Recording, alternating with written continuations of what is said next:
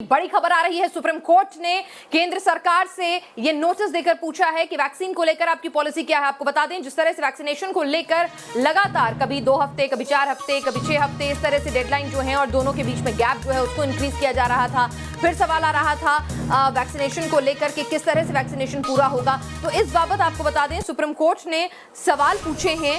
Vaccination policy बताए केंद्र, साथ ही हर राज्य और यूनियन टेरिटरी जो है वो भी अपनी स्थिति बताएं। सुप्रीम कोर्ट ने कहा है कि हमें 2 हफ्ते के अंदर अंदर बताइए कि वैक्सीनेशन को लेकर हर शख्स तक वैक्सीनेशन पहुंचे, इसके लिए आप क्या कुछ कर रहे हैं, राज्य अपने स्तर पर क्या कर रहे हैं, उनकी क्या स्थिति है, उनके पास कब तक के लिए वैक्सीनेशन के लिए वैक्सीन उपलब्ध है और यूनियन टेरिटरी के पास क्या स्थिति है, और साथ ही केंद्र जो है उसकी वैक्सीनेशन पॉलिसी क्या है, वो कौन से नए प्लेयर्स को इनवाइट कर रही है, कब तक वो आ जाएंगे, वैक्सीनेशन कौन खरीदेगा, तमाम जानकारियां जो हैं इसको लेकर सुप्रीम कोर्ट ने जो है वो कहा है अपनी स्थिति स्पष्ट करने के लिए। अरविंद हमारे साथ, हमारे संवाददाता और ज्यादा जानकारी के साथ इस वक्त जुड़ चुके हैं। अरविंद, सुप्रीम कोर्ट ने क्या कुछ कहा है, किस संदर्भ में ये नोटिस जो है वो केंद्र को और राज्य और यूटीज को भेजा गया है, तफसील से आप हमें बताएं।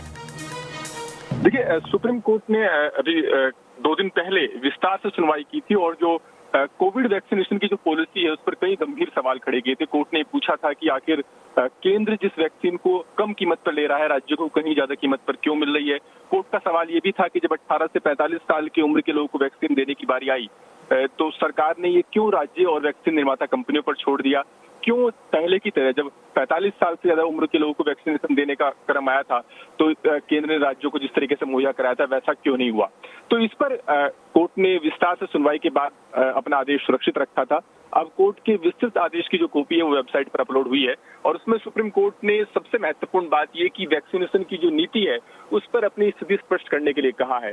कोर्ट ने पूछा है कि आखिर वैक्सीन की दोहरी कीमत की वजह क्या है, एक देश में एक ही कीमत क्यों नहीं हो सकती। सवाल ये भी पूछा गया है कि जब 45 साल से ज्यादा उम्र के लोगों को केंद्र सरकार ने खुद राज्यों को वैक्सीन उपलब्ध कराई तो 18 से 45 वाले की बारी में ऐसा क्यों नहीं हुआ। ये भी पूछा है कि कितने प्रतिशत लोगों को वैक्सीन लग चुकी है और ये भी पूछा है राज्यों से कि क्या वो मुफ्त टीकाकरण की व्यवस्था भी कर रहे हैं क्या।